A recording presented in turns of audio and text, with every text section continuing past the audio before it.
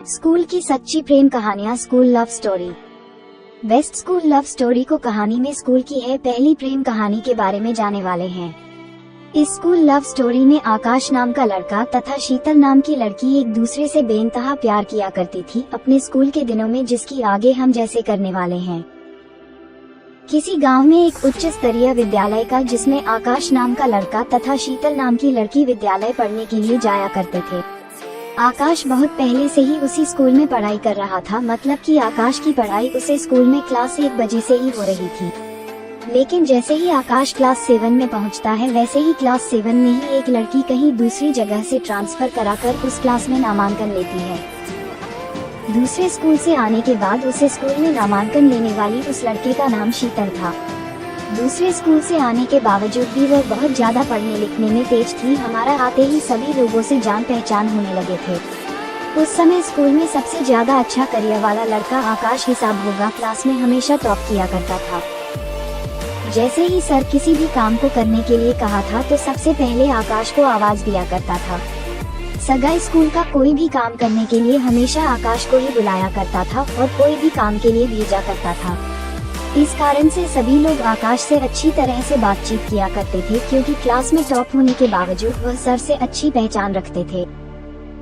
जैसे जैसे शीतल उसके बाद में पुरानी होती गई, वैसे वैसे ही उसकी दोस्ती आकाश के साथ होने लगे थे। आकाश आगे की कुर्सी में बैठा करता था और शीतल भी पढ़ने लिखने में काफी ज्यादा होशियार होने के कारण वह भी आगे बैठा कर देते हैं। अब तो हर समय टीचर क्लास में होते हुए भी दोनों एक दूसरे से बातें किया करते थे पढ़ाई के बारे में। धीरे धीरे उनकी मित्रता बहुत ज्यादा हो गई थी और वह एक दूसरे से बात किए बिना नहीं रह पाते थे। अगर किसी दिन अगर स्कूल नहीं जाता था तो शीतल को मन नहीं लगता था मुझसे, इतना स्कूल किसी दिन नहीं जाती थी तो आकाश को मन नहीं लगता था।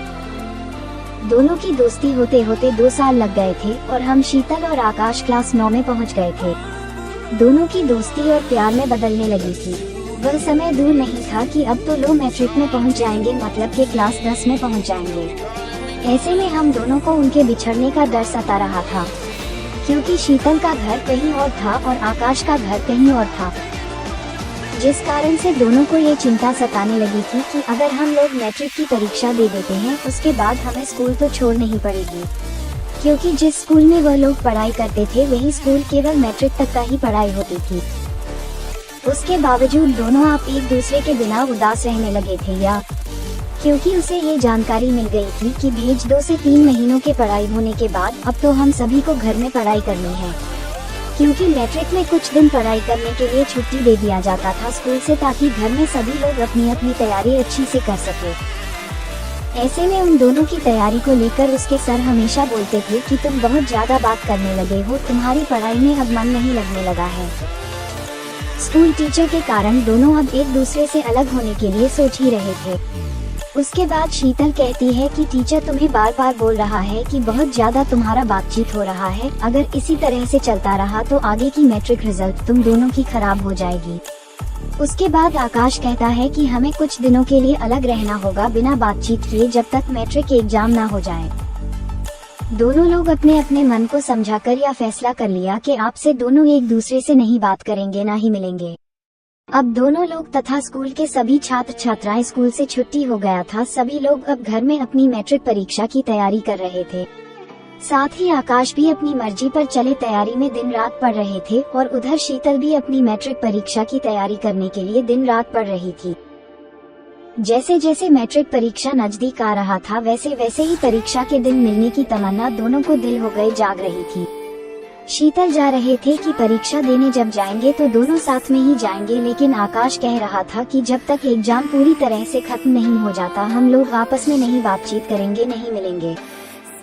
जैसा का सोचता है ठीक वैसा ही होता है, क्योंकि मैट्रिक परीक्षा देने जाने के क्रम में शीतल के पिताजी उसके साथ लाने तो तक पहुंचाने के लिए जाया करता था, जिस कारण से आकाश चाहकर भी उससे बात नहीं कर सकता था।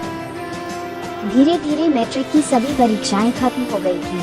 उसके बाद वे दोनों आप एक दूसरे से मिलने के लिए चाहते थे, लेकिन कहाँ मिलना है इसकी जानकारी दोनों को किसी के पास भी नहीं था, क्योंकि जहाँ वे लोग रहते थे वहाँ एक गांव था और गांव में मिलने के लिए पार्क इत्यादि नहीं होते हैं।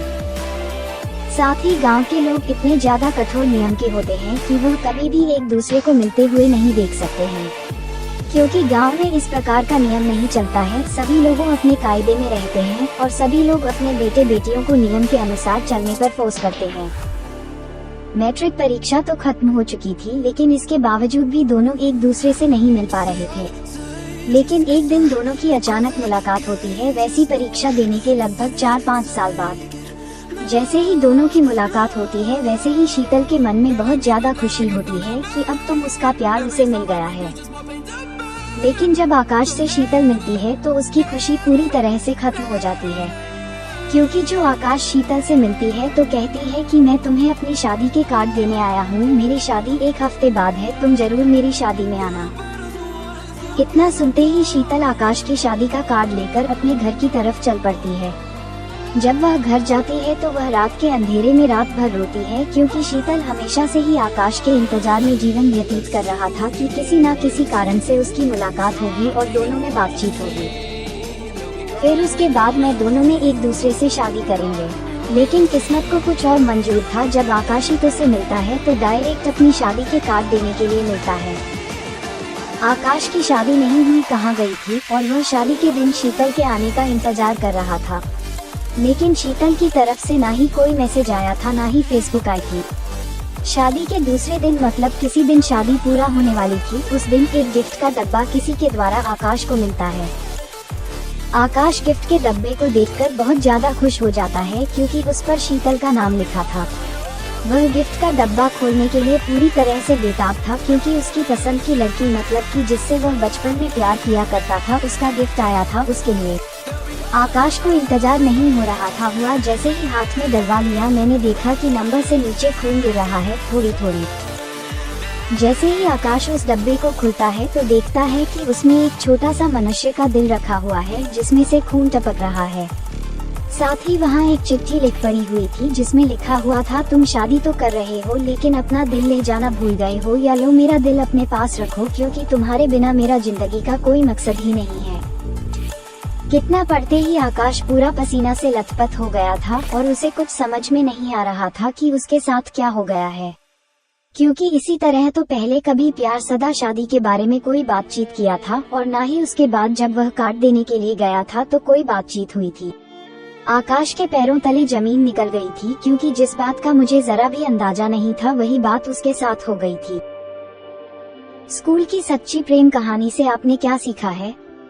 इस स्कूल लव स्टोरी से हमें ये सीखने को मिला है कि हमें अपने चाहने वालों को कभी धोखा नहीं देना चाहिए, क्योंकि हम जिससे प्यार करते हैं उससे पूछे बिना जिंदगी का कोई भी फैसला नहीं करना चाहिए, क्योंकि जितना हक हमारी जिंदगी पर हमारा है उतना ही है हमें प्यार करने वालों का भी है। ऐसे में हमें सबकी खुशी के बारे में जानना चाहिए और उसकी खुशी को पहचानना चाहिए। School love story in Hindi हम लोगों को यही शिक्षा मिली है।